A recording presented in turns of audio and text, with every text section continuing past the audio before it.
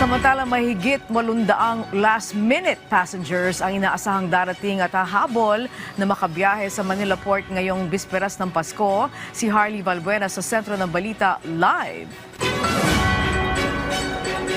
Harley. Angelique, madaling araw pa lamang kanina ay marami ng pasaherong dumating dito sa pantalan ng Maynila para sa kanilang biyahe mamayang gabi patungong Cebu at Cagayan de Oro City.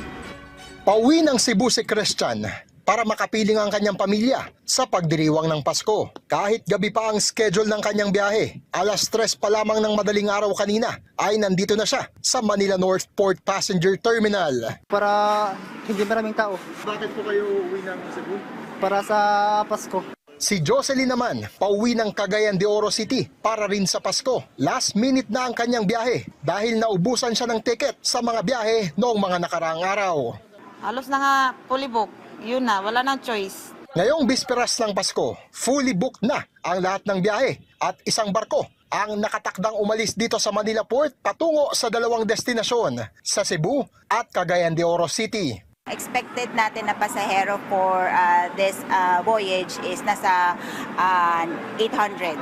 Pwede pa raw madagdagan ang bilang na ito kung may mga darating na chance passengers.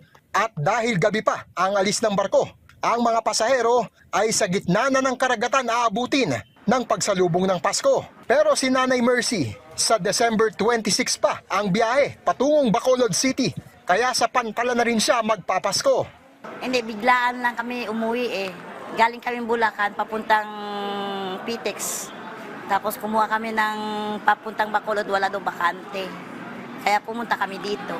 Papayagan namang manatili at magpalipas ng gabi sa terminal ang mga pasaherong naghihintay ng biyahe. Tiniyak din ng pamunuan ng Manila Port ang maigpit na seguridad para sa kaligtasan ng mga biyahero. Sa ngayon po kasi naka-heightened alert po ang PPA, ang ating Port Police. So, no leave policy din po tayo. Lahat po sila naka-deploy ngayon. Meron po tayong 3 baggage x-ray machines. Makikita po doon kung may mga dinadala silang pinagbabawal na items po. Nakapwesto rin ang Quick Response Desk para sa mga pasaherong may katanungan o mangangailangan ng tulong. Mayroon ding charging stations na libreng magagamit ng mga pasahero.